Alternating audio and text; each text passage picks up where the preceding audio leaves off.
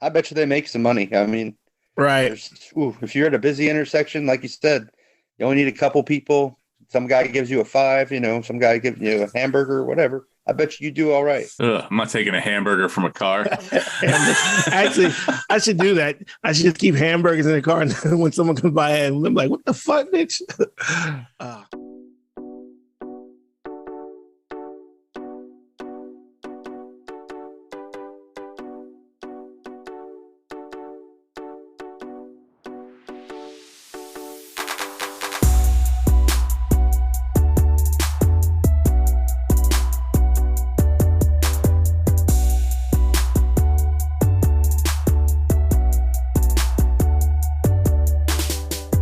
This is Eva Habermann, and you're listening to The Usual Saints. All right, welcome to a new episode of The Usual Saints. I'm Mike D here this week with Saint and Jeremy, and Jeremy's just having a bunch of technical issues. I think we may have got that ironed out besides him having, AT&T internet and a Chromebook.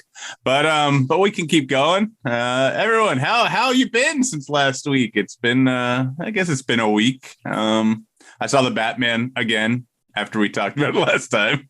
Oh, yeah, we have to talk about that. Yeah, welcome. By the way, I want to keep continuity.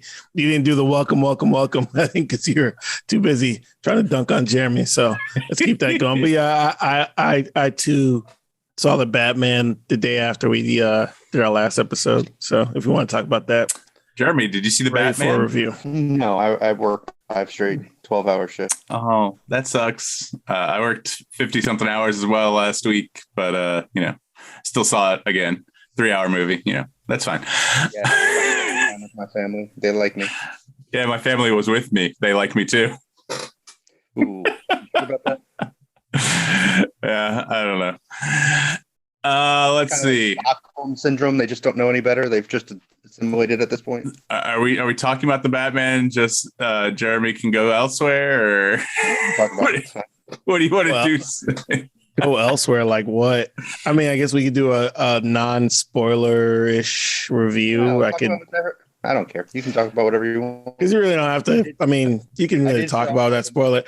Here, I'll just give my, because I guess we had Mike's kind of opinion of it. It was okay. It was perfectly fine. What do you mean? It was a perfectly fine Batman. I mean, put it this way: if you've seen Seven, if you've seen what's that other Zodiac, if you've seen those movies, you've kind of seen this one with Batman added on top.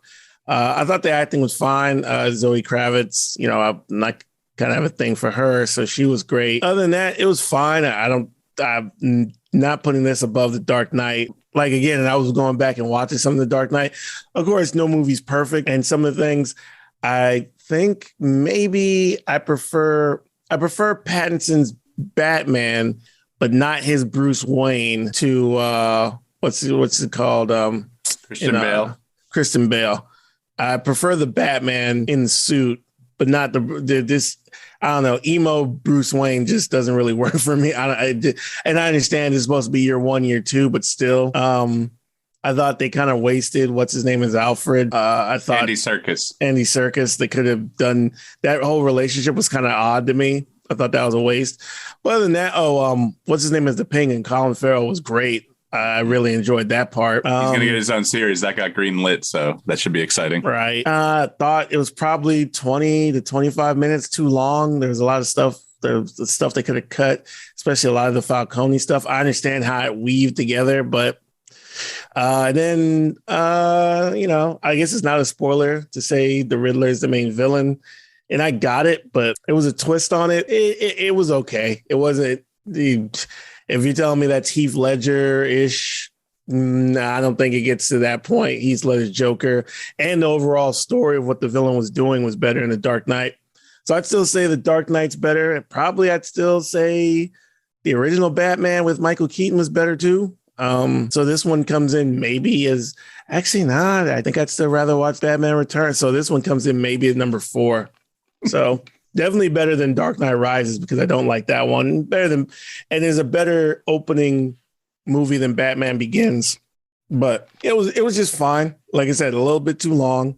It was an interesting Batmobile chase. I like that they went different with that, but it wasn't. I didn't think it was. So I'm guessing I'm falling in the middle because I've seen some people who were like you, Mike. They're just like going gaga over it, but then there has been some reviews from people who I tend to respect their reviews who are kind of just like, nah. And that's kind of like where I fall in. Like, I was good. I'd say go see it, but if you don't want to sit through a 3-hour movie, I'd say, you can wait for it to hit HBO Max or whatever. But best Batman movie, I don't think. You really think this is better than Dark Knight? I think so, yes. After seeing it a second time, yeah. I love Paul Dano's Riddler, Jeffrey Wright's. Really? To me, it's. There was nothing. I get the whole trying to revamp it for modern day times, and it's a little topical with what he's doing and how he's going about it using social media and all that kind of stuff. But to me, I like I said, I went back and was watching The Dark Knight. The opening scene in Dark Knight, there was nothing in this movie that I thought was better than the opening scene in Dark Knight with the bank robbery. To me, that's like one of the most perfect opening scenes in a movie that you can do, and nothing in this movie was better than that. So yeah. I don't know. I also thought Batman should have been.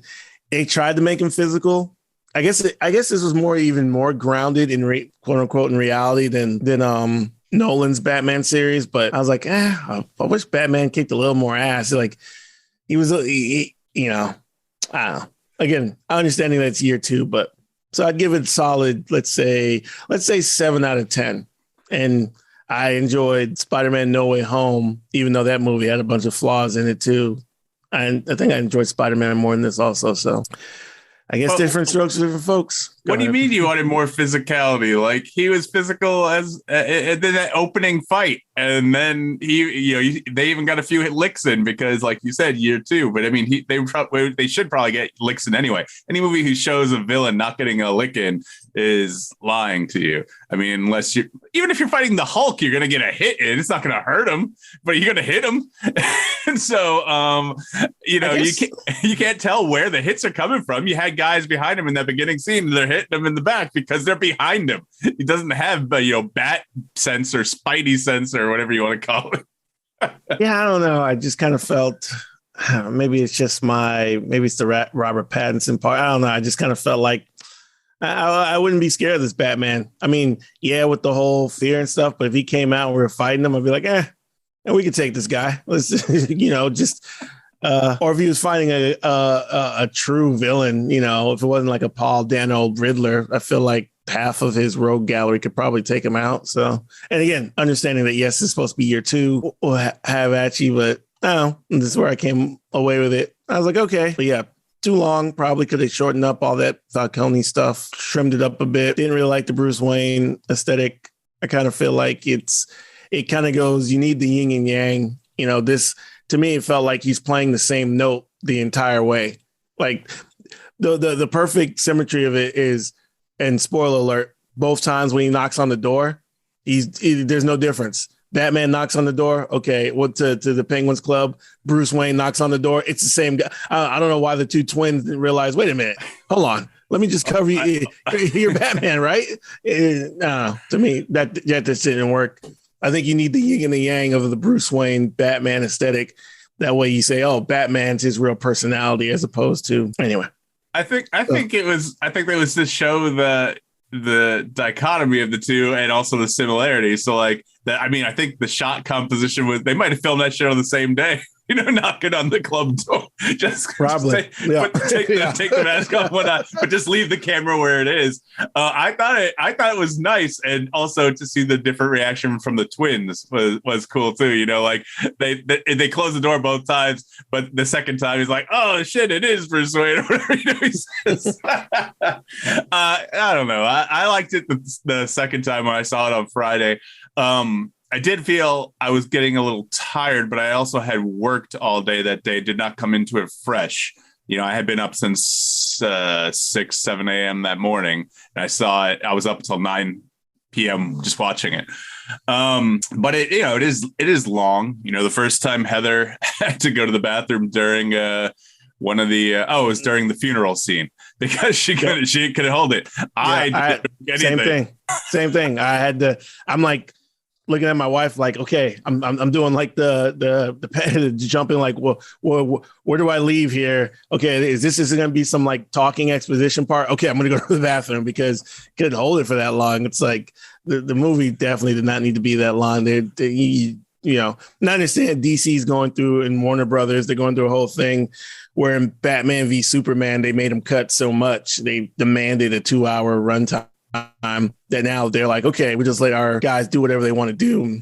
I don't know. Still, I guess maybe it's just make mine Marvel. I guess. I don't know. I went in there expecting, I was like, yeah, you know, I try to go in. Once I'm in the seat, I tend to like let go of every preconceived notion, be like, all right, just blow me away if I'm blown away. And I was like, that was okay. That's good. It's a good reboot because I thoroughly did not like Ben Affleck's Batman, anything they were doing with the older Dark Knight.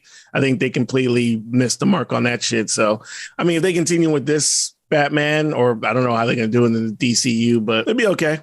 I mean, the next one, they should, you know, change some things, make Bruce Wayne actually Bruce Wayne, you know, billionaire playboy by day, Dark Knight by night. Anyway, I don't know. I don't want the Bruce Wayne back. Every time we see Bruce Wayne, it's I don't know. Like those are the worst scenes in Batman Forever or Batman and Robin. Is when he's, you know, clubbing it up. And now, whether you're not, you're saying it's those movies. The worst scenes in the worst. Those movies are just terrible by themselves. Take Bruce Wayne out of those movies. Those movies are just terrible. It doesn't matter. It's the Christian Bale. You know, you got to pretend like you see he's pretending to be the playboy by day, but the Bruce Wayne aspect is a part of the Batman aesthetic. It's the yin and the yang that you have to contrast it to, and it has to be some Bruce Wayne, in my opinion. And also, like I said, I felt they kind of wasted Alfred in this one, although Michael Caine may be the best Alfred we had. I kind of feel they wasted him in this movie. Why get that actor and have him basically not do anything, then sit in the hospital bed? To me. And we know Andy Serkis has a chop. So one of my most memorable scenes from Keaton's is when he's in the apartment and puts the serving tray in his shirt to, you know, save himself as Bruce Wayne. I mean, to me, that's one of the most memorable scenes of that movie. Because he's just a guy, you know, doesn't have, you know, all his toys and armor. So that's, you know. Yeah, Keaton was a better Bruce Wayne, too. And, you know, I appreciate his version now. I mean, I don't even remember Val Kilmer's Bruce Wayne that much. I remember I hated Clooney's. I was like, man, this. But then again, that movie just sucked. So, I don't remember Val Kilmer's Bruce Wayne that much. But, yeah, I'm not feeling emo Batman. Again, it may be just because it's the year 2 thing they're going for, but again, solid. I didn't say I hated it. I was like, it's enjoyable. Even though I felt like a movie like 7 did it better. Solid 7 out of 10, and I guess number 4 out of my Batmans. And just side note, they did apparently test a shorter version. I think it was 20 to 30 minutes shorter, and the audience didn't like it as much. So I feel like and that's obviously, I don't work in Hollywood, and I hope they know what they're doing. And it's probably a different audience. I don't think they would test the same audience again. But maybe those things that you think may have been a little unnecessary, some of those threads you were talking about, maybe they were necessary to make the audience like it more. Who knows? I don't know. I don't know how those things work because I don't do the screen testing. Well, you probably have to watch the cut, but then when that happens, usually what it means is that the audience can't like they feel like it's moving too fast. And for me, I never have a problem. You know, I understand some people, you need to very smoothly tell them exactly what's going on in the movie for, you know, I feel like nowadays you can't leave anything unsaid because the audience is like, well, what was that? And it's like, well, if you think about it and try to figure it out. But I feel like a lot of people go to movies and they don't want to do that. They're like, no, I need it all explained to me. I'm just here to eat popcorn and watch what's you show. Don't leave anything unsaid. You know, don't leave anything for the audience to work out. But I don't know. I felt a lot of the Falcone stuff you could have trimmed down a bit and speed it. Like, again, did we need the second? Or you can even sped that up the second time that he comes to the club as Bruce Wayne. And I get it. You just oppose it to the time he came as Batman, but that whole part could have been sped up. Or you could just had the door scene and then cut right to him talking to Falcone. You know what I'm saying? There's parts of it that I was like, oh, this is why it's 3 hours long, because I was like, a lot of this stuff is like, just get on with it. He was peeping at he was peeping at Selena Kyle for way too long. That could have been sped up too. It was like that was on a 3-minute scene with Batman or Bruce Wayne being a peeping Tom. That could have been sped up.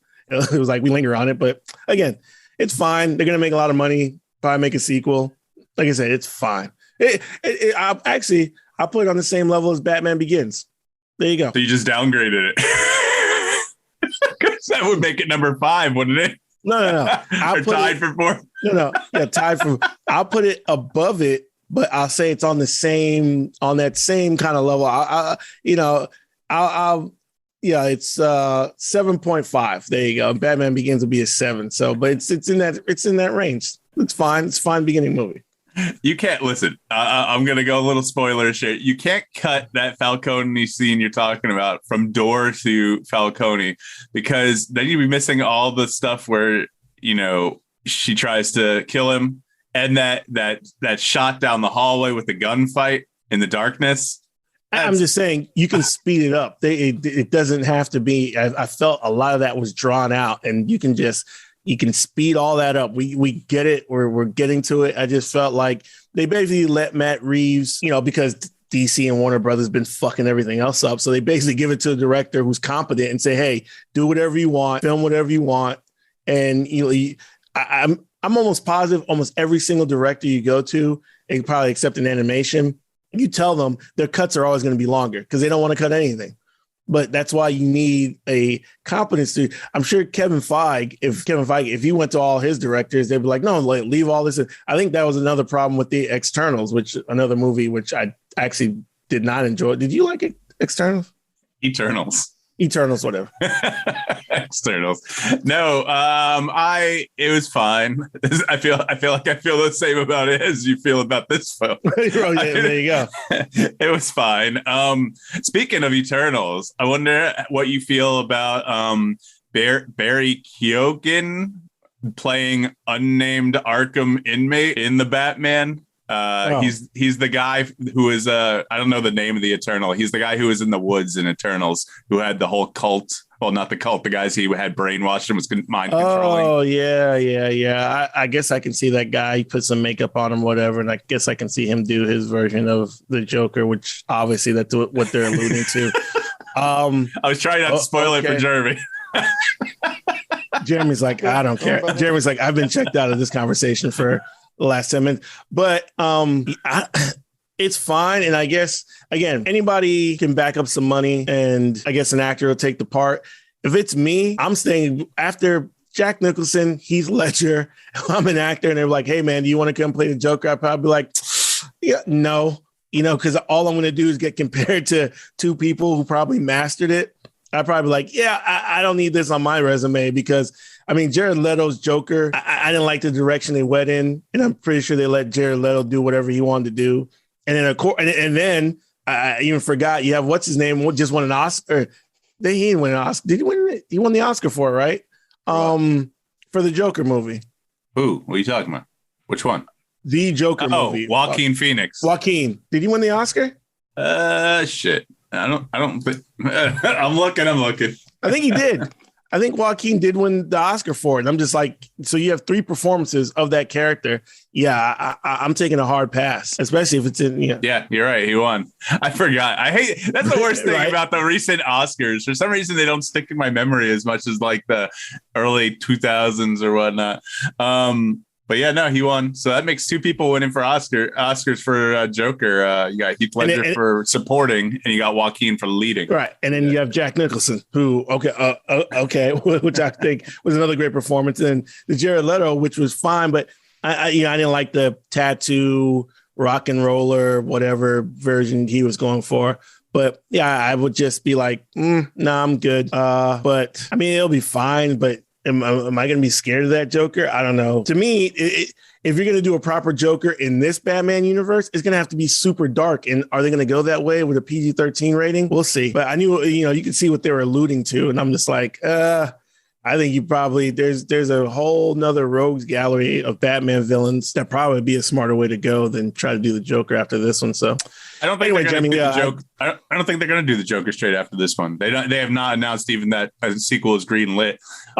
Sequel's green lit. They looked at the box office. It's green lit. Trust me. No, I mean they'll probably do it if they want to. But I feel like, and they set it up nicely. I feel like Hush would be a great villain for this one. They've not done Hush in the cinematic universe film, live action. But they set it up nicely. Correct me if I'm not wrong. Isn't the end of Hush? Oh, wait a minute. No, that was I think that was just in the movie. I was about to say, wasn't the end of Hush? They turned out to just be the Riddler, but I think that was just in the animated one. Yeah, maybe. No, yeah. I think in the animated movie they tried to simplify it and just made it, or Court of Owls of whatever. I think Court of Owls nice, maybe, yeah. But yeah. Did Jeremy say something? He doesn't know who these people are? No idea. Oh, so wouldn't that be nice to see a villain that you didn't know anything about and got to learn something about, rather than seeing the Joker for the 18th time? Or, sure. I mean, you know what I mean? And Hush has an interesting backstory. He is the son of, they're two socialites, just like the Waynes, right? Yeah, the Elliots. And he grows up to be this doctor. And for some reason, he has some sort of accident or something, and he disappears or whatever. And then he comes back and he's all bandaged, but you don't know it's one of the Elliots. And he's just Hush. And he's unlike, Batman. He doesn't care about murdering or anything. He's not a hero or anything like that. He has a specific vendetta that he's going after, without spoiling anything in particular. But first of all, they have the reporter's name is whatever, Edward Elliot or whatever. So it's not straight out of the books, but there's an Elliot set in place. And also during that scene where they talk about Thomas Wayne, it says Hush across the screen with an exclamation point. And I was like, man, they're either really setting this up, or, maybe that was just the appropriate word to use at the time. I don't know. But it was a direct call to it. He knows Matt Reeves. He was dropping little Easter eggs all over the place. I think, especially after Spider-Verse, that they just seem like, if this might be your one shot at it, that they just drop every hint, reference, whatever in the background. So he knew what he was doing. And I mean, yeah, that'd be a better way to go than the Joker. I mean, the fans are going to be like, well, see, that's the problem with setting up that Joker thing at the end of the movie. And if it's not Joker in the next movie, fans are going to be like, well, what the fuck? You set us up for this and you go in a different direction. I'm like, I wouldn't, like you said, I'm tired of seeing and I've already seen the Joker played very, very well multiple times. Go in a different direction. I think Court of Owls probably makes the most sense, where you can go, still keep it dark, but not, because to do a proper Joker movie in this universe, it'd have to be dark as fuck. Otherwise, it's like, you already showed me the Riddler kind of, guys in essentially Madison Square Garden shooting people from the rafters, so. Anyway, yeah, Jeremy, just wait for HBO Max. You save your popcorn money and all that money. It's trust me, it's perfectly fine streaming. And then you can pause and go take a bathroom break and not miss a thing for this 3-hour movie. Jesus. Or you could just plan better and not drink the entire time and piss 5 minutes or less before the movie starts, like I did. All right, so I guess that's Saint's take on the Batman. Jeremy, maybe he'll have a take if he ever sees it. We could stay with since we were talking about directors. We can talk about how it's so bad in the Marvel universe that Ryan Coogler tried to rob a bank. I mean, I thought they'd pay him, that he's doing Black Panther 2, he's in Atlanta, but guy can't catch a break, and he's trying to pass notes to tellers, say, hey, go count the money in the back. I need $12,000. And, a teller, listen, I'm not expecting them to recognize Ryan Coogler. And could it be a little bit of a racial thing? It is Atlanta. Who knows? But, the teller, the teller was black also. I mean, it's in Atlanta. It's one of the places where you actually see a lot of black people doing jobs that typically black people are doing. This was just a failure. On one hand, you have to look at Coogler and be like, and I'm sure he's done this plenty of times before, because a lot of times rich people who pull out a lot of cash, they, this goes. But in the era of wearing a mask and going in, like me personally, again, I'm not saying Kruger necessarily did anything wrong, but if I'm wearing a mask and I'm going into a bank and as African American, I'm not handing a teller any kind of note. I'm like, hey, can we just talk? Hush. And I do understand because just the other day I was in the bank cashing, sizable checks or whatever and shit like that. And I didn't want people just hearing my, business. I don't know who's behind me or whatever, but still handing the teller a note to me, just, I made this joke. It's like, hey, Krugler, you work in the movies. Have you not seen a bank robbery movie? This is what happens in every bank robbery. You slip the teller a note and be like, But there's also, I think, a failure of the manager because she went back and supposedly told her manager, like, hey, I'm feeling about this. But he had his ID, his debit card thing. He wasn't like being sketchy. He's like, hey, take your time. I'm cool. And apparently they came and talked to him a second time. It wasn't like he says, hey, here's a note, boom, and then everything happened. He gave him a note.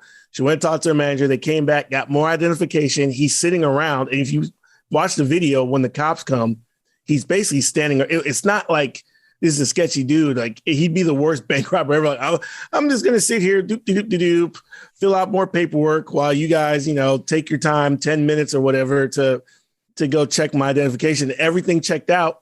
And the teller still felt like, hey, this is too suspicious. I'm going to, call the cops on him. So, but apparently this happened in January. And his statement was like, they settled this amicably, which means Bank of America was like, please do not give us bad press. Whatever. He must have like a super duper secret account now where he gets like 15% interest or some shit. I'm sure they worked some shit out. But again, can you be a little smarter with it, Kruger? I'm sure as a celebrity, not a celebrity, but as a famous person, he's done this before. But I think really I blame the manager. The manager should have been like, okay, let me go. We're going to really handle this. Yeah, I'm also surprised no one recognized his name. Is Ryan Coogler. No one put two and two together. It's like I had to Google. Oh, really? Okay. Yeah. So I guess. But so reading on it. Yeah. Passing a note written on the back of the withdrawal slip. If the account number and everything was there, the teller definitely overreacted. My favorite part is that he had two friends out in the car with the engine running when the cops showed up. So that was awesome because that just confirmed in the cops' mind, hey, this is what's happening. They're sitting here ready to, these are the getaway drivers or, So, yeah, just had the account number, had the ID. Yeah, I just want 12 grand. And guess what? If I'm getting 12 grand in cash, the last thing I want is the teller sitting there counting it out in a bank full of people because, hey, man, that guy just took 12 grand in cash. Yep. That's an easy score. Mm-hmm. What the fuck? I definitely, don't count that shit out in front of everyone. No one needs to know what I have or walking out of this bank. Maybe you call ahead or you just say, hey, look, I'm going to, withdraw a large amount of money. Talk to the teller, even pull your mask down and be like, hey, look, here's my account. Here's my identification. I'm taking out a large sum of cash. Can you please count this and do it elsewhere. If you need to get the manager, that's fine. But again, I'm not, it's more just common sense, man. Huh? You call ahead, the SWAT team's waiting for you. Yeah, that's true too. Yeah, call ahead. Yeah, that's a little, Hey, I'm gonna. But again, you have an account number. You have a name. Here's my name. Here's my account number. You can check everything beforehand. But again, just a little bit of common sense is like, dude, do not pass a gang teller any kind of note, especially while you're wearing a mask. To me, and again, I'm not saying he should have got the cop call on him, but sunglasses. Come on, bro. You're famous. You ain't that famous. Apparently, he should have Teddy Perkins'd it and shown up in whiteface and seen if he would have had the cops called him. We'll see. I understand you're saying it's a black teller, but still, I feel like people react to black people differently than they do white people, even if it's cracker with tattoos all over the place, walking in. Hey, now, come on now, Mike. No need to bring that in there. But no. I get no. It's not even that, but yeah, in Atlanta, it's like, yeah, man, and it's fucking still robbing season, man. People are out here, But again, the MO, it's not usually the MO of a bank robber. It's like, put the money in here. Like, I don't know what kind of training tellers go through, but usually when someone hands you their ID, then puts in the ATM, because, now they do the ATM pin thing, and they put that in, and all that's checking out. And you go talk to the manager, and the guy's just, you figure they'd sit in the back. Let's watch this guy for a second. And he's literally sitting there like, I'm just going to write. Like, I've never seen a bank robber act like that. Like, yeah, I'm just going to chill. But you could say, hey, maybe he's just a very confident and, poised bank robber. I just wouldn't hand the teller a note ever in that way. Like I said, recently I just did a refinance and I had some big checks and I just was keeping my tone low, like, hey, got large amounts of checks here, blah, blah. He's like, oh, that's fine. Took it, transactional, but I didn't want, the amounts getting blasted out into, a line of people. Like, I don't know you motherfuckers, and I was taking some cash with me. I was like, I don't know motherfuckers know how much cash I got in my hands like that. But man, okay. That's why I don't deal in cash. Jeremy, as a black man in America, how does this make you feel? Unsafe, safe? I don't know the last time I went to a bank to get cash. Good answer. I'm just like with Venmo and with Cash App and with Zelle. You can transfer money to everyone that you need. Apple Pay. Apple Pay. I don't work a lot in cash. I never carry cash. So that way when homeless people ask me for money, I can legitimately say, oh, I'm sorry, I don't have any cash. And they whip out the Square reader. Yeah, I was going to say, wait till that motherfucker pops out with the Square. They got the Square. Hey, no problem, homie. I got Square right here. Just Venmo me. Dude, if those people wanted to, like, because the people who legitimately need help, I feel like most of the time are going to try to seek out that help. The people I see on the corners and stuff, that's why I have a little sketched out. But I'm like, why aren't you seeking help from a legitimate? Because I know the legitimate help's out there. It might not always be the easiest thing. It might be easier to stand on the corner, but for 8 hours, 10 hours a day, I don't understand that. So, but no, I mean, yeah, they're going to give out the Cash App tag next time. I think I've seen one fucking dude literally have it like written on the side. So people are switching it up. He's got his QR code right there. Like, no, just QR it. Come on, Blair, help. I take Bitcoin, Ethereum, whatever you got. Bitcoin. On a side note, I will say it's just different, man. Before this idea of like just some bum on the corner, but lately I've been seeing a lot more women, and this could also be fake. I've seen like pregnant women out there just, trying to get, and this may come off as wrong, I've been seeing a few hotties out there. I literally seen like, there's been construction going by the Target, but like I've seen 3 different women, and it's like, these are pretty cute looking chicks on the sign with signs. It's like, and wearing like, I wouldn't even say it, not like, hooker clothes or streetwalker clothes, just normal good looking clothes with signs out there asking for money. I'm like, what part of the game is this? Like, what's going on here? Well, too. I gave one $1. Can't lie, but man, it was like, this chick was like, oh, there's a little cute hottie out here. What is going on? I don't know. Maybe it's just easier. Shit. I can't imagine it's easier just standing out there all day and doing that instead of, fucking Wawa paying $15 an hour at most places, not most places, a good chunk of places in Indian River County here. You go to the gas station up near Sebastian, Chevron. It says on the sign, it says how much it's paying for crew. It starts, I think at $12.50, $13 an hour for crew, and then managers are more, but it was, cut off or whatever. So, yeah, I mean, the money's out there, but then you get taxed by the government. And so I'm wondering if these people that just can't get the job because of like criminal stuff or whatnot, but I don't know. I just feel like there's various other ways. There's systems in place, and you just got to put forth that little bit of effort, and hopefully someone will be able to help you out. I mean, that's what I'm hoping. I know it's not always the case. I'm an idealist, but fuck that gig economy on the corner, man. Work your own hours. So you figure all you gotta do is get 13 people in an hour to give you $1, and the government doesn't even take anything. It's better than working at the Wawa. Fuck the Wawa. I'm out here, work half the time, keep most of the money. I was just wondering if they had like pimps or something. Because go ahead. I'm sorry, Jeremy. Go ahead. I bet you they make some money. I mean, right. If you're at a busy intersection, like you said, you only need a couple people. Some guy gives you a $5, some guy gives you a hamburger, whatever. I bet you do all right. Ugh, I'm not taking a hamburger from a car. Actually, I should do that. I should just keep hamburgers in the car, and then when someone comes by, and I'm like, "What the fuck, bitch?" That's what I do. Like, if I drive past a person and they say they're homeless and they're hungry, like I carry like a few packs of sour raisins from Sunmade or whatever, because I eat those for snacks, right?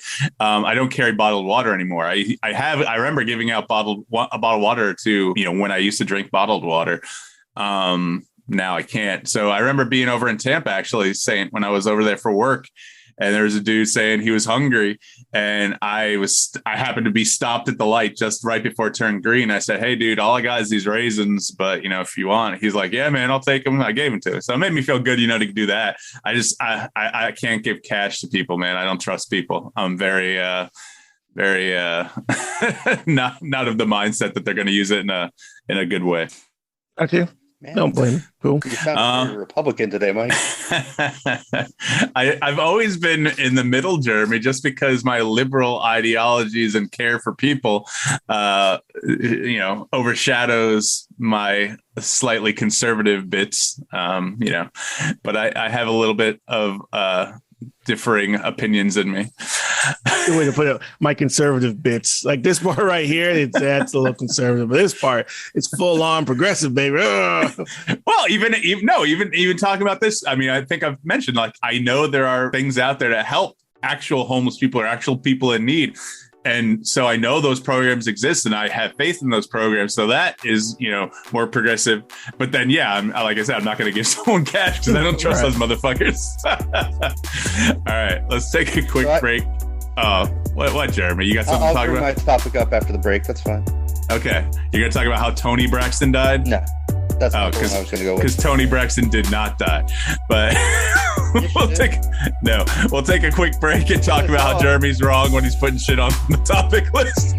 You've been listening to The Usual Saints. We'll be right back.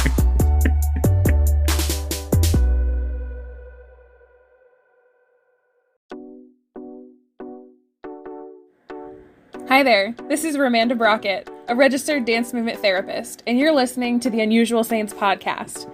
That means if you're tuning in with underage listeners, you might want to be careful. There's some language in here. TMZ told me. This motherfucker thinks all black chicks' names Braxton are the same. So it was not. It's no. Welcome back to The Usual Saints. Toni Braxton did not die. Her sister Tracy Braxton died, and it's an honest mistake. Yeah, I'll give Jeremy a pass on that, man. All them Braxton sisters and whatever. Although, I guess the only one you need to know about is Toni, and the rest are just like one of the sisters. Well, just remember Toni, and then the other ones. That's it. They're all Tracy. All right. This. Yep. No. Jeremy as a big brother. Jeremy as a Big Brother fan would also know Tamar Braxton, because when I saw Braxton pop up, I was like, "Oh, did the one from Big Brother die?" Because I forgot her name, but it didn't look like her. So then I looked at the family picture they put on Instagram, and I saw, "Oh no, Tamar, that's the one from Big Brother." She's also apparently like a Real Housewife or something. No, that's fine, but I just saw it was on there. So Tracy Braxton died, R.I.P. Don't know who you are. Apparently you were in some films besides being Tony's sister. But hey, no one deserves to die unless they're Hitler or Jeremy.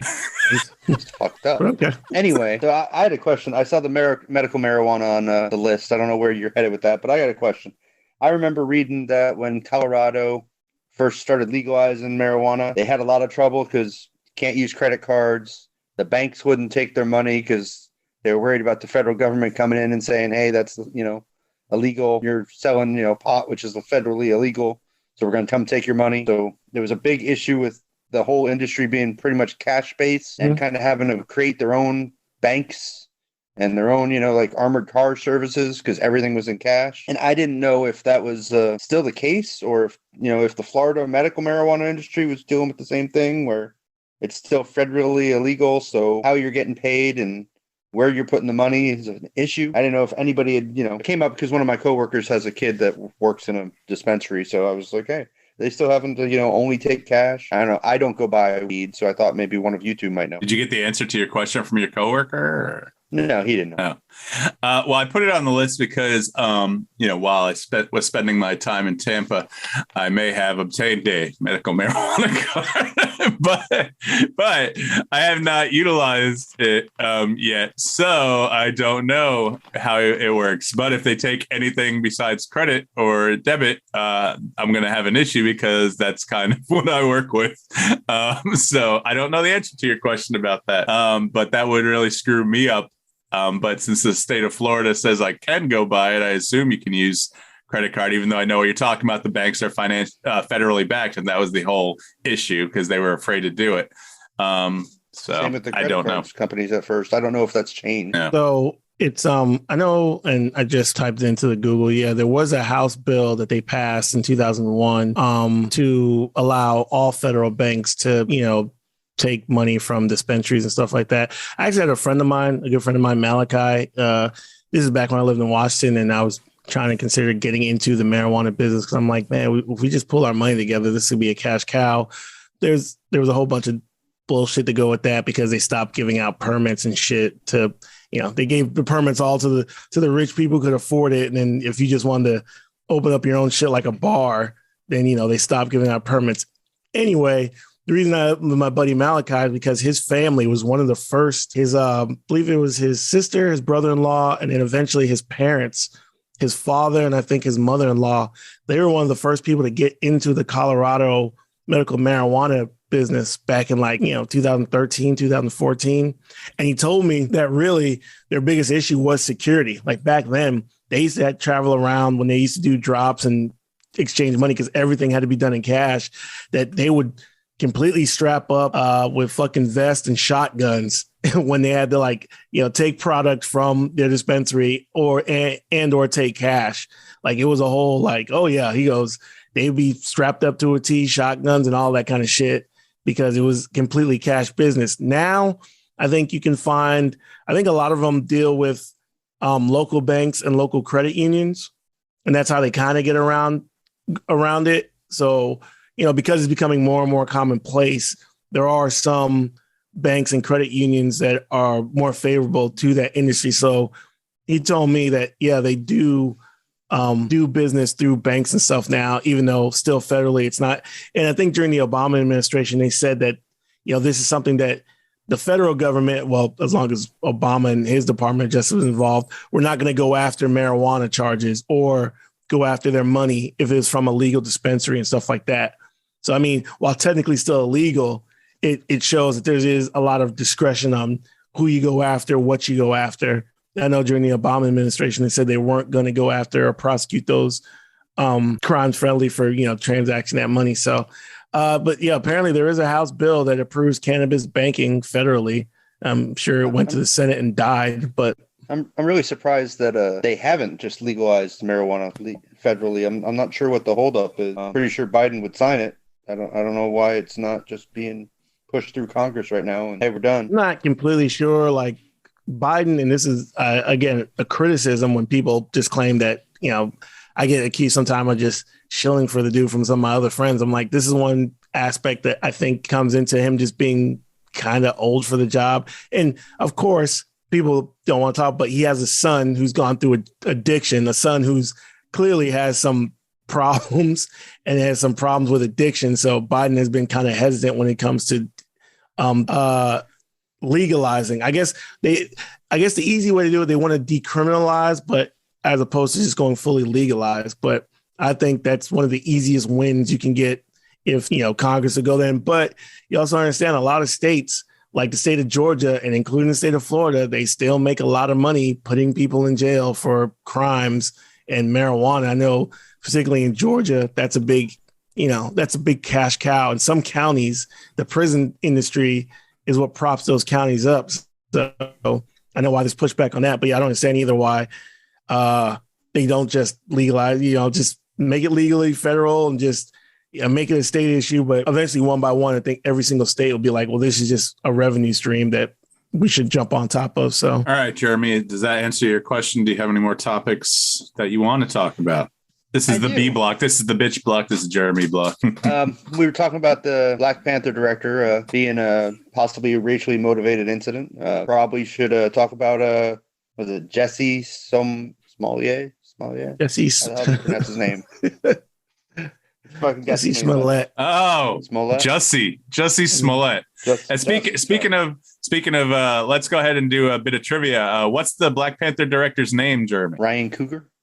Oh, you were wrong. Coogler, but that's fine. Go ahead. You want to talk about Jussie Smollett? Let's talk about Jussie Smollett. That'd have been the part where Alex Trebek makes it seem like the contestants are so dumb. Like, oh no, sorry, it's Ryan Coogler. I'm sorry. I always like when Trebek just make the people feel so dumb because they were just off by a little bit. That used to be my favorite part of Jeopardy. But go on. So he got sentenced for the fake hate crime he tried to say happened. I don't know, for publicity or whatever, what his intentions were. I guess he got 150 days in jail. And saw one quote that he thought he only was going to jail because he was black. And now his family's upset because they've put him in the psych ward in the jail, I assume for his own protection. But his family thinks that's ridiculous. How dare they? Just, I don't know, to somebody who kind of preyed on all the shit that was going on in the country at the time for his own gain. I know he also had some fines and whatnot to restitution type stuff, but I don't know. I mean, it seems, not sure what I think of the sentence. If it's long enough, if it's too long, too harsh. I'm not real sure where that should have fallen. What do you think, Mike? Mike, do you want to go first or? Oh, Goldilocks. I don't know. I don't know how I feel on it either because I don't really care. I do feel like he abused the system and spent a ton of taxpayer money with cops investigating something that he knew was false, and that he was kind of, latching onto the whole thing that was going on, whether it's hate crimes or, crimes against people, black people. Is he gay too, I believe, or no? Yes. Okay. So there was also that aspect because that played into it. I think the alleged people who robbed him and put the noose around his neck or whatever, which obviously never happened. But I think it was also an anti-gay thing or something to that effect. I don't care enough about the guy. I think the psych ward is probably the appropriate place for him. He obviously has issues. If he thought, A, he could get away with this and a thorough investigation wouldn't be done. B, why he would even stage this in the first place. He was already on Power, I think. Which is a pretty Empire, which was a pretty successful show, and he probably could have used that to get his next acting role. He's the brother of Journey Smollett from Friday Night Lights, and who played Black Canary in Birds of Prey and other things. And she's hot as fuck, but that's different. That's a different thing. But now she's coming out saying free Journey, like that's that, or free Jussie. So that's the rallying cry now. And I'm just like, nah, I don't think you need to free Jussie. Let him do his 150 days, which is like nothing. I mean, I've never been in prison, but if he's in a psych ward, that's a lot better than being in the main jail cell. And didn't he also throw out there to the people who, he threw out something, if anything happens to me inside, it's going to be your fault. Didn't he say something to that effect? Did you guys read that too? When he was getting sentenced, he got up and was saying something to the judge, like respectfully, but it's like, I am not suicidal. I'm not suicidal. If something happens to me, I did not kill myself. He could mean it in thinking that he goes in and something might happen to him, or he could be staging, he does hurt himself. And it's like, you see, I went in and, who knows with this dude. That old, Tracy Morgan skit where Bill Cosby and Oprah run the black mafia and maybe they'll take him out. Right. I haven't thought about that in a long time. Sorry. I don't know. The only thing under normal circumstances, I'd be like, yeah, this is probably a fair sentence. Got 30 months probation, did, fine, whatever. In 150 days, it's like, what? And we're looking at maybe 5 months. He'll probably be out in 3 with good behavior, whatnot. I don't know exactly how Chicago's sentences goes. I just feel like I've just read too many things recently, news stories where people are committing egregious crimes, sometimes sexual crimes, sometimes horrific things, and getting super light sentences and not going to jail at all. So, like I said, normally I'd feel like maybe this is probably an appropriate sentence, but I've just been reading shit happening all the time. And yeah, if you want to bring in the racial aspect of it, it seems like the biggest case of it, you guys ever remember the case of that kid whose legal defense was affluenza, where him and his mom, Yeah, I remember that. Is the white guy, right? Yeah, the kid, he killed like 4 people. I think they were of Mexican descent. I'm not 100% sure, but accident. Yeah, it was a car accident. He was driving drunk. He was a kid and driving drunk. And their defense was he's been so rich and affluent, he doesn't have the proper mental capacity to understand what he's doing is wrong. Then his mom, eventually him and his mom fled to Mexico. I don't know where the case is at right now, but it was a complete bullshit defense, but that a judge would buy this and give that kid probation, not a day spent in jail. And you've seen other incidents. What about the Stanford kid? Remember the Stanford swimmer who people legitimately seen him raping some girl behind a dumpster? And the judge is like, well, if we give him time, it's going to adversely affect the rest of his life. Like, yeah, no shit. Like a rapist should have their life greatly affected for the rest of their lives. And he got 6 months probation. So again, under normal circumstances, I'd be like, yeah, this is probably about right. You know, dumbass, you shouldn't be making false police reports. You shouldn't be trying to take advantage of people's goodwill, especially at a time when, you know, the country was going through a lot of, you know, racial reckoning and stuff like that. But I also see a lot of people, rich, famous people, end up with probation, never do a day in jail. And this isn't just like, oh, look at the white people. I see some black rappers and stuff. They get accused of, you know, gun crimes and all that shit. And somehow they wiggle their way into probation. I'm just like, huh. You know, you had a gun charge and eventually you figured your way into only getting probation, not a day in jail. So I guess all that to say is, well, I don't think it was unfair. I just, looking at the system as a whole, like, I just don't understand when it comes to sentences. I understand every judge can be different localities, different, you know, states or whatever, but it just doesn't make sense where the sentences guidelines go. So hopefully he goes, does his 3 months, gets out. I mean, yeah, his sister is definitely on. I mean, her agent, and she'll be like, God damn it, this damn brother of mine, you know, fuck. Because her star seems to be on the rise. And then, you know, I guess she has to like not talk about that family member who's going through all his bullshit. So, yeah, I don't know. Like, I don't think it's unfair, but when I compare it to what other people are getting, it's like, yeah, this, we need a whole rethinking of our whole criminal justice system. So, all right, Jeremy. My last thing was breaking news this morning. Patrick Mahomes has married his somewhat controversial now wife, high school girlfriend. Young, rich, popular, marrying a girl who's causing drama everywhere. I don't know. I'm surprised when some of these younger guys in the NBA and NFL get married. I guess if they're in love, they're in love. But damn, some of them just, it's like, Now, I wonder if he got a prenup. They've been together since high school, apparently. But damn. You should have saved that for the who gives a shit block. But, you know, it's fine. Well, that'll be all your topics coming up in a couple minutes. I have a quick, and see, this is where, you know, we talk about being progressive and doing all that, where I'm like, let me say some things that doesn't, you know, goes against the mainstream. I mean, one, good on him. Suppose this girl's high school sweetheart, been with her, and she has caught a lot of flack, which I can't fucking stand, because, you know, all these Instagram thoughts and all these groupies and shit figure if you're famous, you have to be with some Kardashian clone. That's like the big thing. Like, she ain't even pretty. I don't know what Patrick Mahomes doing with her, you know, which is just the most annoying shit in the world, because my wife hates that too, because he's like, what, he can't marry his high school sweetheart? All these girls dunking on her, saying she's not pretty. That said, if I was his friend, I'd be like, look, love the girl, been with her. You should marry who you love. But not only her, but also his brother, they've become these family thing. I can't stand these family members who decide like, oh, I'm with a person who's super talented, super famous, makes a lot of money. Therefore, I should parlay that into myself being quote unquote famous, internet celebrity, influencer, whatever. It's like her and his brother, they've become like the most annoying people. Like, they try to flood Instagram and everything with TikTok. And I guess there is something to be said like, hey, it's their life. They could do whatever. But they're literally trying to parlay his fame, celebrity status talent, whatever, into them being something. And it's like, and they do stupid shit and say stupid shit. And it's just like, if I was Patrick Mahomes, I'd be like, listen, you two idiots, I don't want to ever have to answer questions or do anything that has to do with you two doing something dumb. And then I have to answer for it. Again, good on him for being loyal and, wanting to marry her and do all that.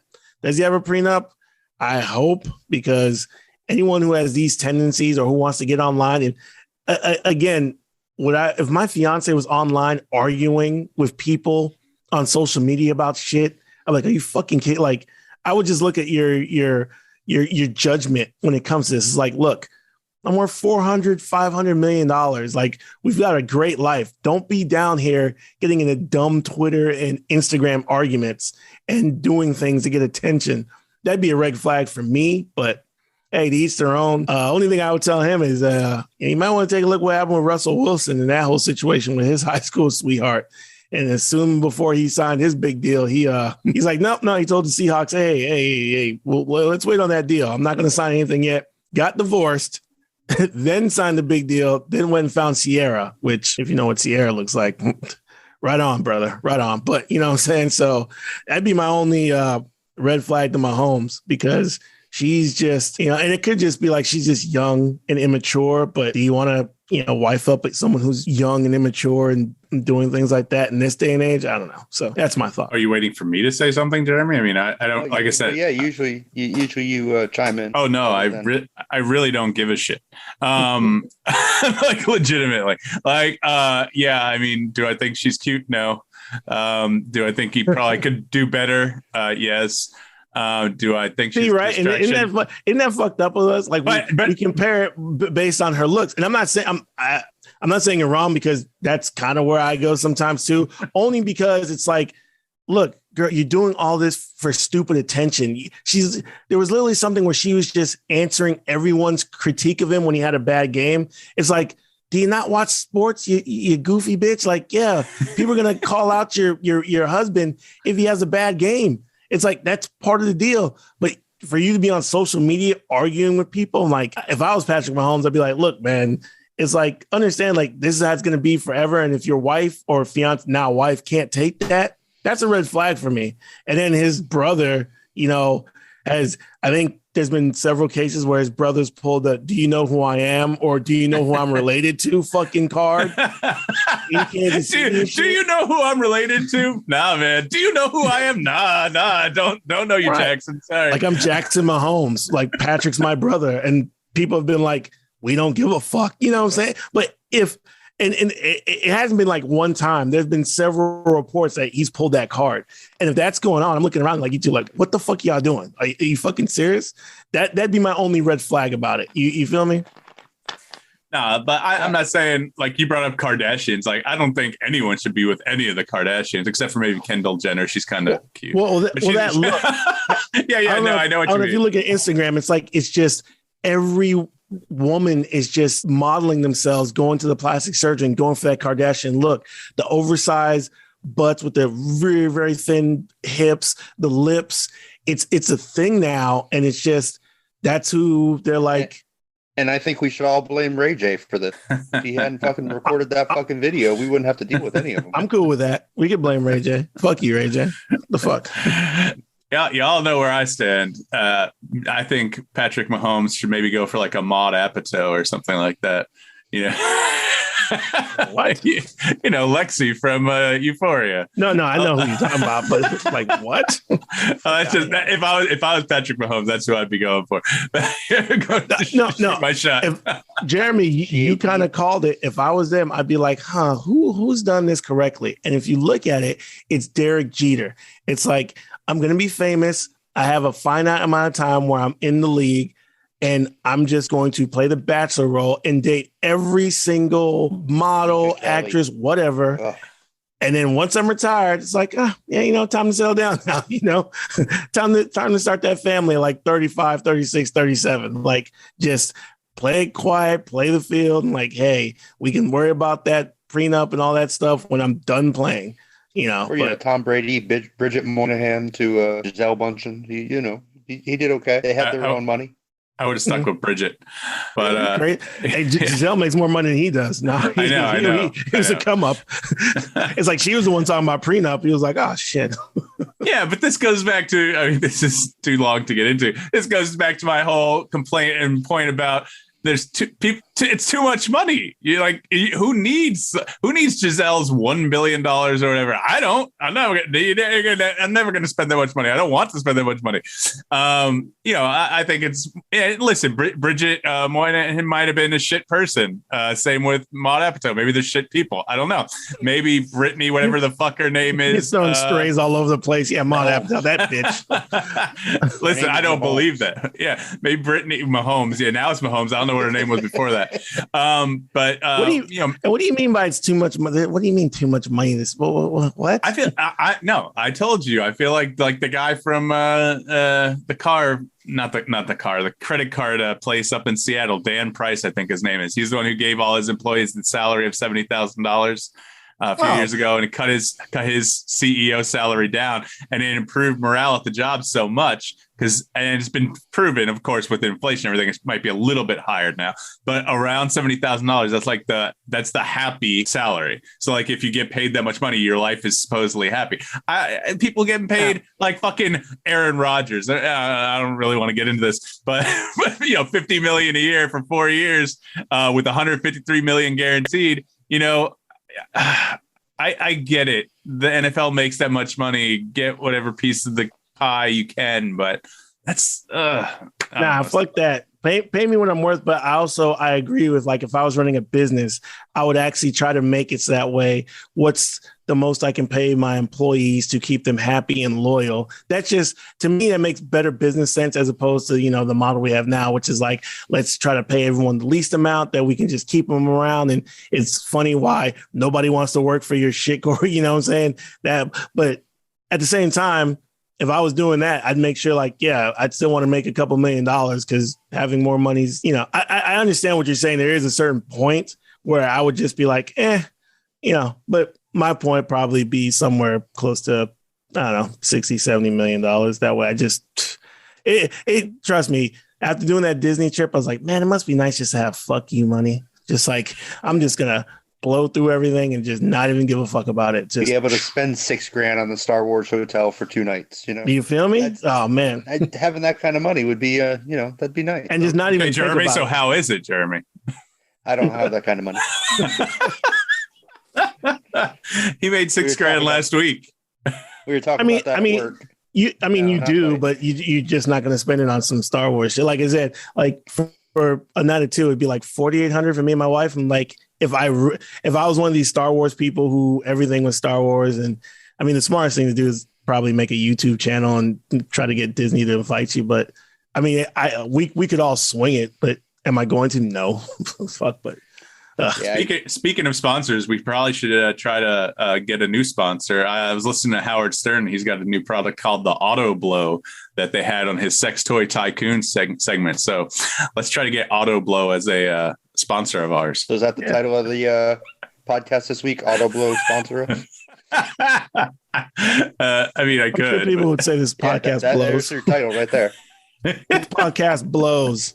Sponsor us. They have a fine product. All right. You tried it? Maybe they'll send you one for free to try. I prefer the manual blow. I'm old school like that. Who's Manuel? Do I know him? Classic blow. Yeah, it's Jesse Smollett. A mile away. Jesse Smollett. Yep. All right. I think we're done with Jeremy's block. Let's take a quick break and we'll come back and finish up the show. You've been listening to The Usual Saints. We'll be right back.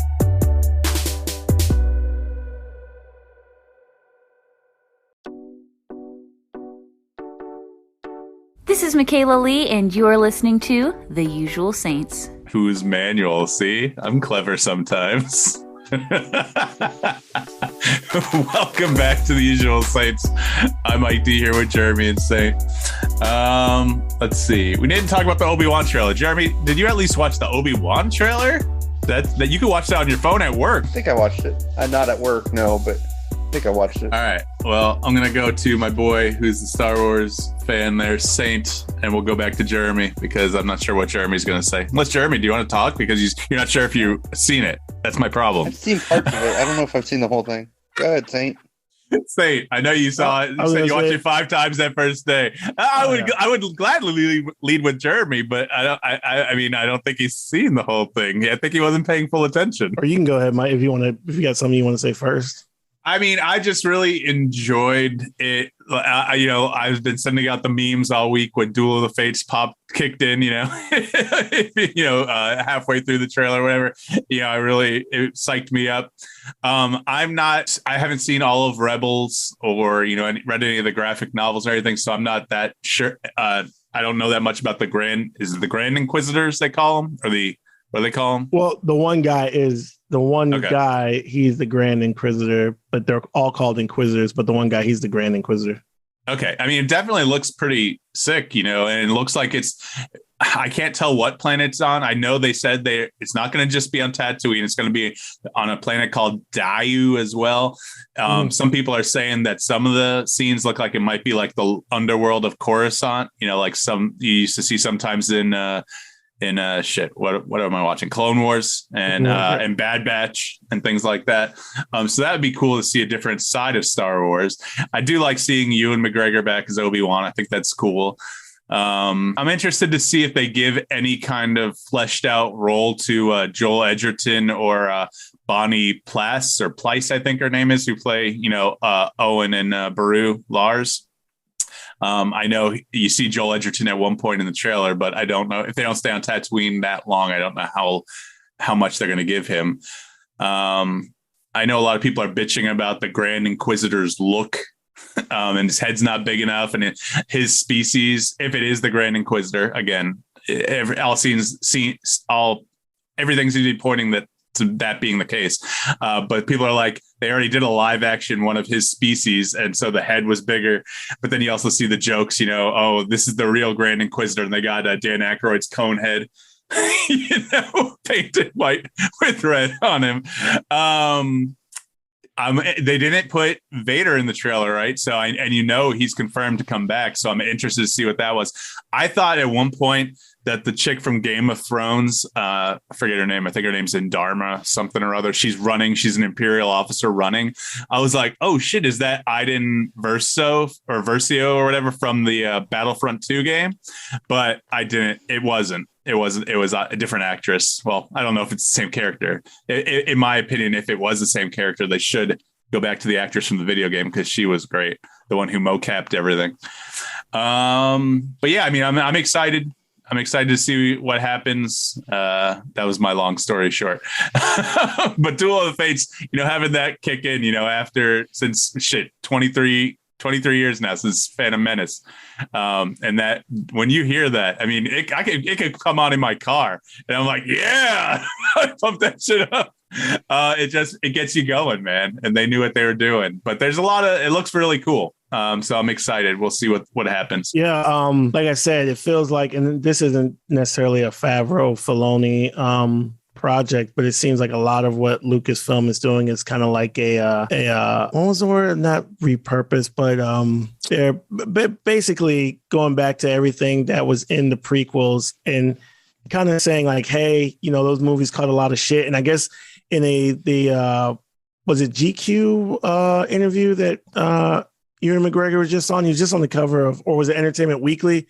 One of those, but he just said how both him and Hayden Christensen, how it kind of hurt him a bit when, the prequels were pretty much panned, and, it was definitely not their fault. I mean, universally, everyone loved Ewan McGregor as Obi-Wan. There was never an issue of him or his acting. It really felt upon George Lucas, who, couldn't direct, relied too much on CG instead of practicals and all that kind of stuff. But it was interesting to read. Both of those guys were kind of like, yeah, it kind of sucked that we put a lot of our heart into those prequel movies, and they were paying reclamation. Is that the word I'm looking for? They're basically showing that it's a reclamation project for all the prequels, saying, hey guys, there was a lot of cool shit in those movies, and overall people panned them, but kids in that era liked those movies.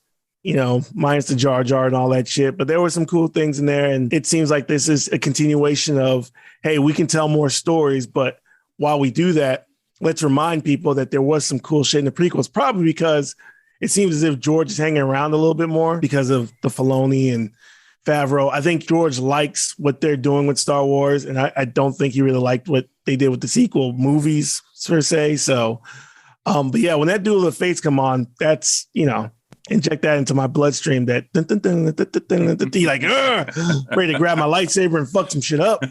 But no, it's going to be pretty cool. Like I said, a good primer is if you read some of the comics. I think they're going to pull a lot from the Vader comic. That'd probably be the one to, I've only read a few issues, but I got the fucking Marvel Unlimited. So maybe I'll go and catch up on that. But then, they're pulling stuff from the video games and definitely pulling stuff from Clone Wars. So, but what you're saying about the Grand Inquisitor it was kind of weird. At first, I didn't know who it was. I thought he was just going to be another Inquisitor. But if you look how he looks in the cartoon, he's very slender. His head, yes, is longer, which I don't really have an issue with, but he was a smaller, slender, more agile guy. And this guy kind of seems a little fat, overweight. I don't know what was going on with that, but I'm excited to see. And I guess that new planet they're going to be on, I don't think it's going to be the lower levels of Coruscant. I think they're going to introduce a new place, and you're supposed to have more of a Hong Kong aesthetic to it. So, but I am super excited. I get excited about all this stuff, even though Book of Boba, I was disappointed except for the Mandalorian episode. So, but this I have more hope for. They said there was extensive rewrites because of, I guess they had someone write it before, but they said it was too dark, which I don't know how I feel about that because it probably should be, because Obi-Wan pretty much lost. We lost the war. Everything's gone to shit, and, we're being hunted. So, but apparently that first rewrite also tried to reclaim, they had a little bit of Jar Jar in there they were trying to redo. So maybe it is better that they went in a different direction. Like, we'll just, you don't really hear much of Jar Jar or midichlorians or any of that bullshit. So I want Jar Jar as an Inquisitor or as a Sith Lord. So, come back. I'm telling you, that's going to be the ultimate Star Wars moment when sometime in the future they tell the story on a show or in a short film or in a movie where Jar Jar comes in and he's like, Misa, no, man. And he pops the fucking lightsaber. It's red. And you're like, oh shit. Everyone's going to lose their shit. I would. I love that's, fan service, but sure. So, Mike, you haven't seen you haven't watched all the Clone War cartoons? Nah, man. I'm like in Rebels. I'm in season 4 or 5 of Clone Wars. I'm in the part where it's good. They're on Alderaan and Saw Gerrera's sister just died. Spoiler alert. Yeah. I remember that. Saw Gerrera shows up that character shows up everywhere in all the cartoons. It was kind of interesting how they really leaned into that character and then showed up in Rogue One. Right. But yeah, no, it gets good. Season 5 is probably where you really see you get a lot more of Ahsoka and you see her transition, and then Rebels. So I won't spoil how, but I was just going to say, are we going to see Darth Maul in this? And I think it's better that they keep Hayden Christensen and Vader, just save some mystery for the actual show. I think that's better. I think that was the best thing the Mandalorian did, was not let us know that Grogu was coming. It was just, save some surprises for the actual show so people will be talking about it. And they brought John Williams back, so he's doing the whole score for everything. So I'm excited. I was on the same mindset as you. I forgot to bring that up when I was talking about it. I'm wondering if they're going to bring Darth Maul back. If this is the last time we see Obi-Wan Kenobi played by Ewan McGregor live action, seeing Darth Maul back would only make sense. I'm not sure it's going to be the last time. Nothing's ever been said about that. Maybe it'll be a season 2 or something like that. But they said it's a limited. They said it's a limited series, so I guess they're trying to invoke that. Hey, this is only a one-time deal. But I don't want to spoil. Do you know anything about the whole Maul? I don't want to spoil anything. Well, I know he comes back and he's a robot. Or not cyborg, he's got legs, and he comes back and he's basically hunting down Kenobi, right? And you guys from Solo, he's the leader of the Red Sun? Crimson Dawn. Crimson Dawn, yeah. I was close. Crimson Dawn. So yeah. That's what they say behind their back. Yeah, those Red Sun motherfuckers, like, it's Crimson Dawn. But no, I don't want to spoil. Obviously, they didn't know that they were going to do all these live action things, but the whole Maul storyline gets completely resolved in all the animation. So I don't want to ruin it for you, but yeah, I'll just say it's going to be interesting how they kind of wedge this in there. So there you go. This is the meme I'm looking at. Yeah, there you go. Facebook right now. So you can see it says, Obi-Wan has gone through enough suffering already, so yeah, that's kind of a spoiler, the top one, but yeah, that's basically but actually someone said, like, if you go through it all, Obi-Wan's storyline is just as compelling as Luke's.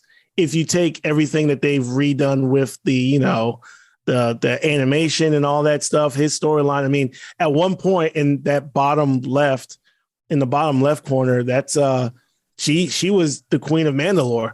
They introduced a whole everything that we've seen in the Mandalorian, half that stuff is taken from the Clone Wars with the Queen of Mandalore and how all that gets resolved. So I'm telling you that the animation has been really good, and particularly good to Obi-Wan and his storyline. So yeah. Where's the old Obi-Wan? What series is that from? Rebels? Yeah, it's Rebels. That's how everything gets tied. Everything gets tied up in Rebels, because Rebels ends pretty much it ends pretty much right before the battle. Like the last episode, they're going to the Battle of Yavin, right? Isn't that right? BBY, and then they do like an epilogue after Return of the Jedi.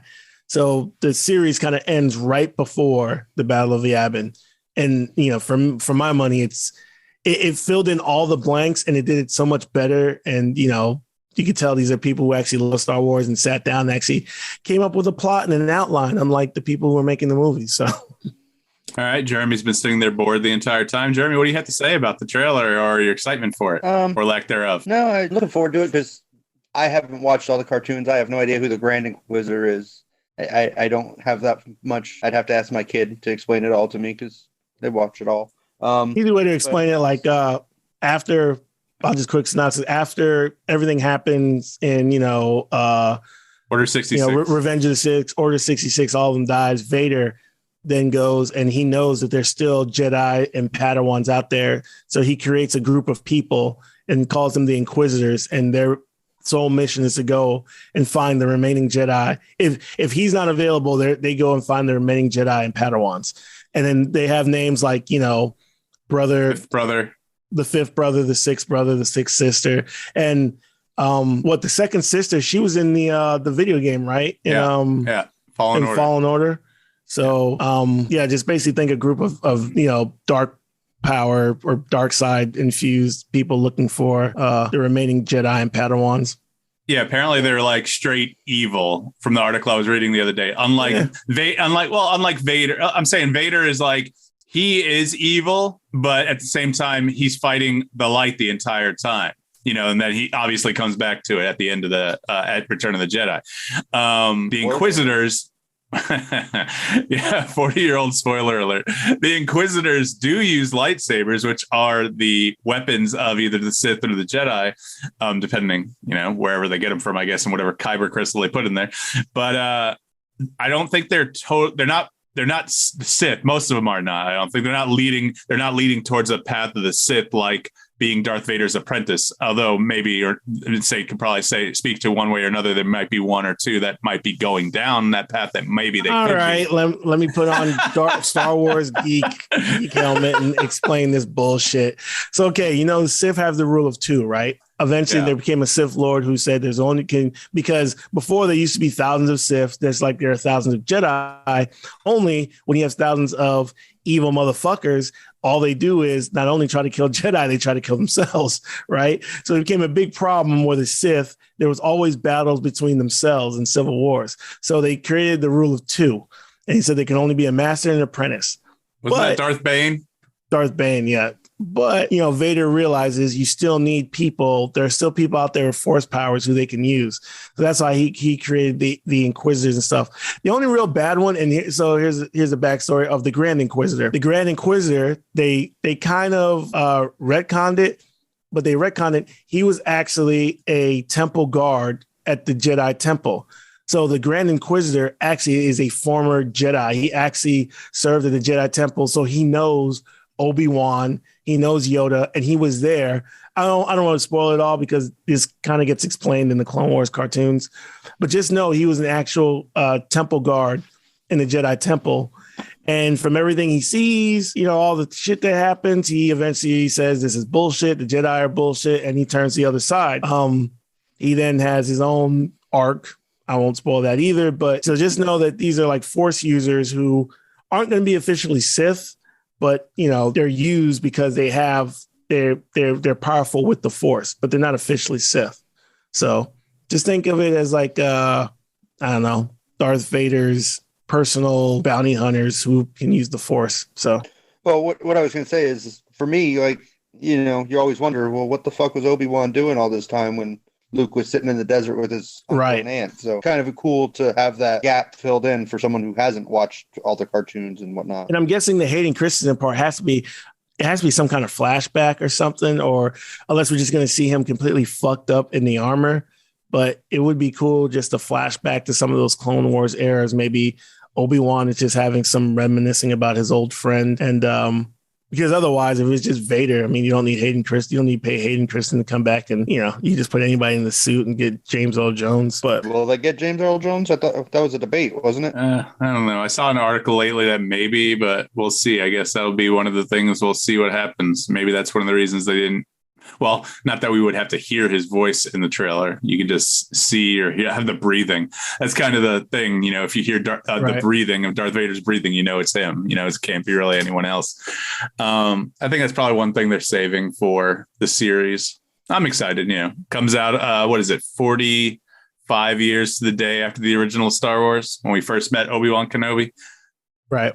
So interesting. Yeah. But I'm excited for being that old. See, and that's funny.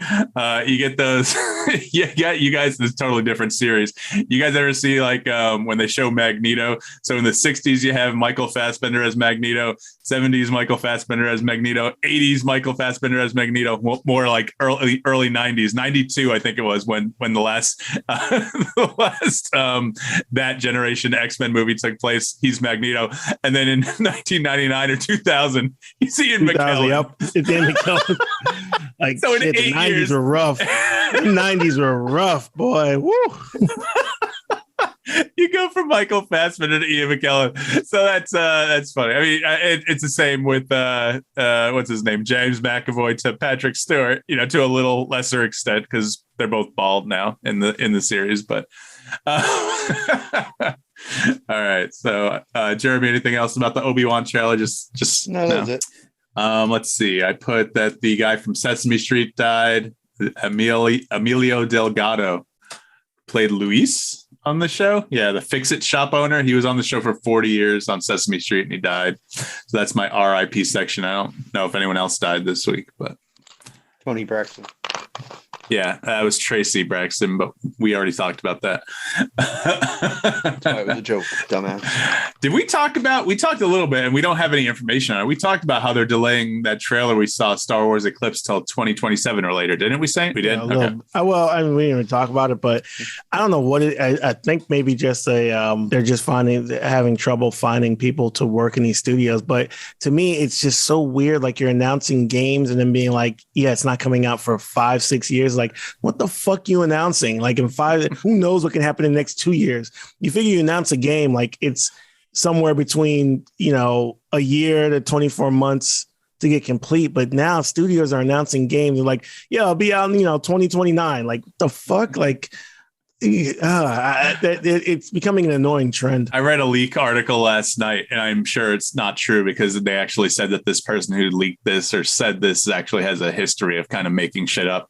It said that Red Dead Redemption 3 is going to be announced sometime soon. Meanwhile, Rockstar hasn't even finished GTA 6, which they just announced recently. And they said that I think there's going to be more news coming up soon. There's still GTA 5 just got pushed on to PS5 with their PS5 version.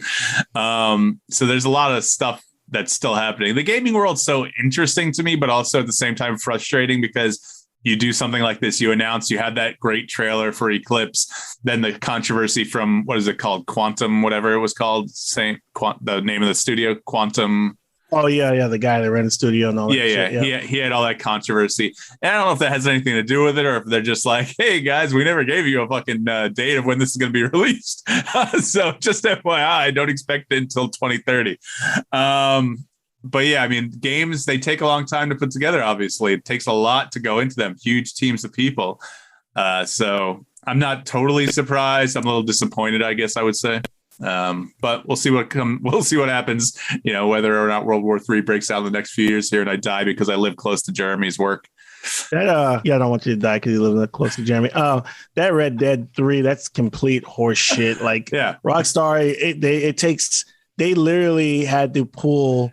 And Rockstar is still making a shit ton of money off GTA Online. That's the reason why they've just been updating that and including new things. That's why they haven't been completely dedicated to, like, why make a 6 when we're still making so much money off this online and 5 part, But both the Dan Hosier and his brother, they left, and he put everything he had into Red Dead 2. But he also made the point where, like, classically, the Grand Theft, they've gone after everybody. They make fun of everything. They pick like a topic and they tend to go after that. But Hoser was kind of doing the comedian things like, can we even make fun of things? It's like he's like both conservative and progressive sides. They take offense to anything now. And like, could he do it?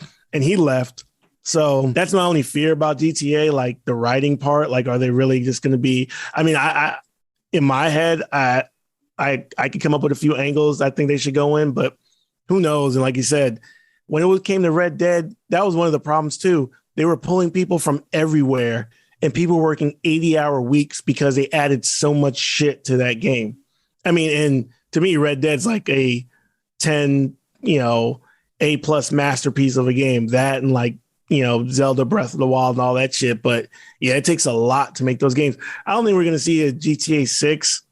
Probably earliest would be 2024, and in May probably it's going to be 2025. So I think there's still 2 years before that game comes out. So right. Red Dead 3, fuck out of here. Jeremy, have you ever played Red Dead Redemption 2 or GTA? Not really a fan. Yeah, I played GTA. I used to play back in the day, but right. I know it's an internet thing where that shit's like 7-8 years old now. People are all pissed off. GTA 5 came out for the PS3 originally. so I mean, that's just saying how old it is. Or wait, am I right on that site? No, wait. No. Maybe I'm right. Yeah. I'm wrong because GTA 4 was on the PS3, and I never got to play that one because I never had a PS3. Yep. GTA 4, and then GTA 5 was one of the early PS4 launch titles. Yeah, that came out 2013, 2014, and so it was a minute. And like I said, they just updated all that, but Red Dead pushed it, and I give them respect because they're like, we're not going to put out a game unless we're like pushing, they want more, but then it's like you just need more people and more time, and I think they have an idea. My guess is this is just randomly talking about it. I think they're going to come back to Miami. I think they're going to do a Vice City reboot, so to speak, and deal with all the Florida fuckery. I mean, it's a great place to include a lot of fuckery, so. Oh, that's funny. All right. We can be wrap it up soon. Jason Momoa in Fast 10, which is, I think, the last of the Fast and the Furious films. Anyone got any opinions on him playing a villain? I think it'll be interesting to see him as a heel. First of all, he's a big, strong fucking dude. I think he's a pretty good actor. He's pretty funny. And what did I just see? Oh, we didn't do a show on Peacemaker, but you saw Peacemaker, right, Saint? Obviously. Yes. So when Jason Momoa and Ezra Miller show up at the end of Peacemaker, what did he say? Like, I don't fuck fish or something like that? Right. He's like, it's just a rumor. I don't fuck fish. It's like, all right, dude. So Jason Momoa, he's funny, man. So I'm interested to see him, even if it isn't a Fast and the Furious movie and he's not going to be able to be as cheesy intentionally, it's gonna be unintentionally cheesy because Vin Diesel wants to make it a great send-off for the series or whatever he wants to do. But any opinions on that? I'm kind of over Charlize Theron as the villain. She's been kind of the past few movies, but she wasn't horrible. It's just I want someone new. I got 5 Fast and the Furious movies behind, so I don't really care. Yeah, I haven't watched the Fast. And then I was on the boat and the guys just had that movie on. And I swear I watched 5 minutes of, I forget which one it was, but I'm like, God, this is terrible. They were in Cuba. And I'm like, this is I don't even remember anymore. Terrible. The last one they went to space. I mean, what the fuck? They did. That's right. Ludacris and Tyrese went to space.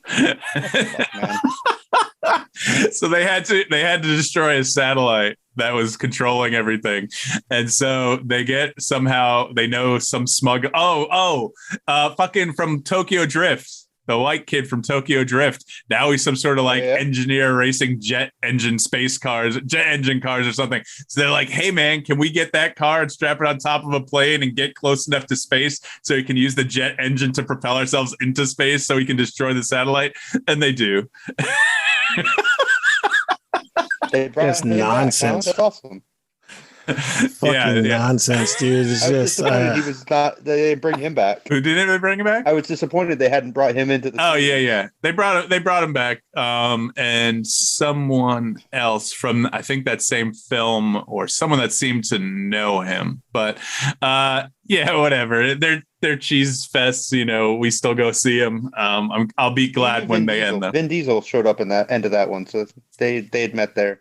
Yeah, that's right. So, but they didn't make that connection in the last movie. I don't think at all. I don't think Vin Diesel and Lucas or whatever the fuck his name is met.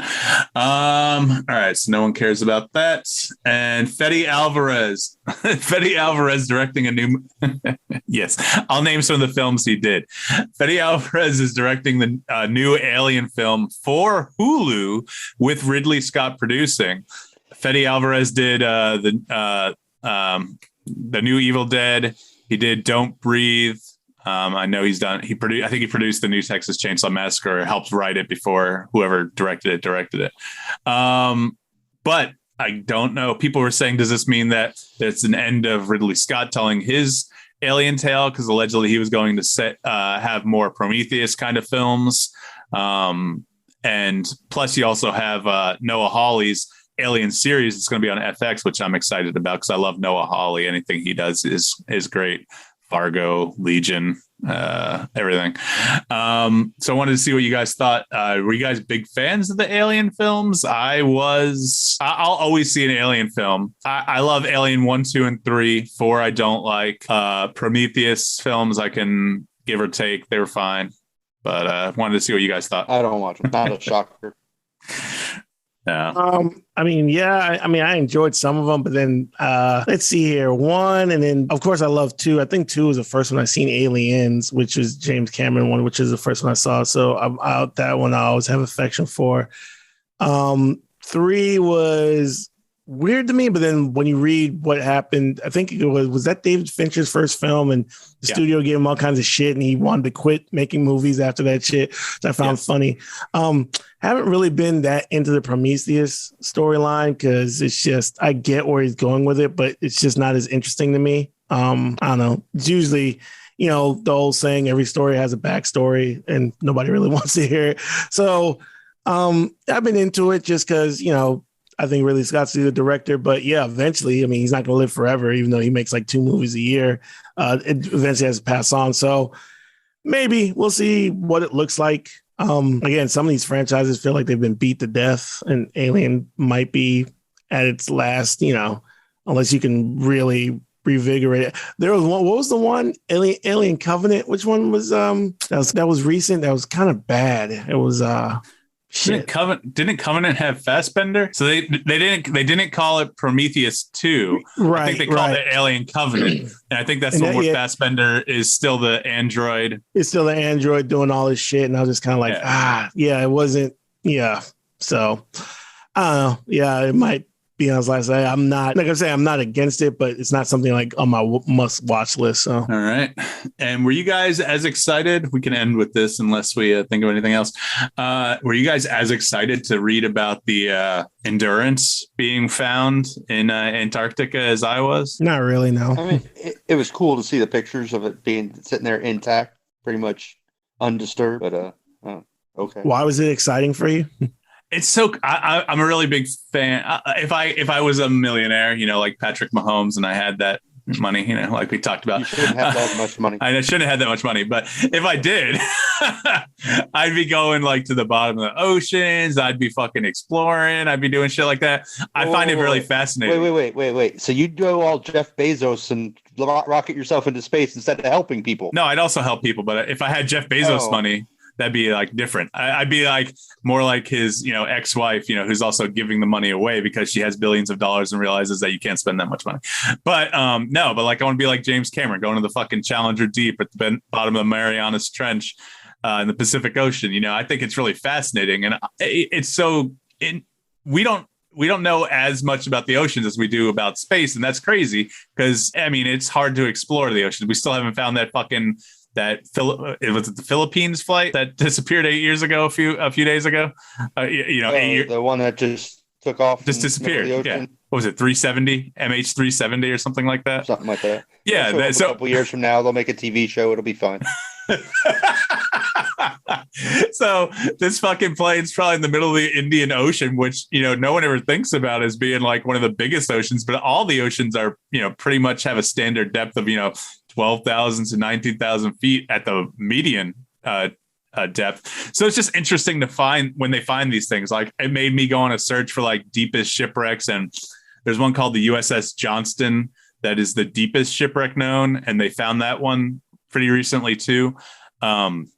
But it's at a depth where you can't even go with like remote operated vehicles because the pressure is so great. So it's just really cool to see these things, like you said, to see the pictures of especially for the Endurance being basically totally wooden ship that's over 100 years old that was found at the bottom and 10,000 feet of this water, but there's no animals down there to destroy the ship after 100 years. So basically it looks the same as when the ice flows destroyed it, 100 years ago. So, that's kind of a little bit of nerd in me, but I enjoy that kind of stuff. So when I think it's been 2 pretty recently that have been found, and it's pretty interesting. So I don't know if that means more ocean mapping is being done. I did read in one of the articles that one guy said, or one of the companies said that they could do like 1 square mile in a shorter amount of time mapping of the ocean floor. So does that mean more of it's going to be known? Cool. Awesome. That'd be cool to have a definitive kind of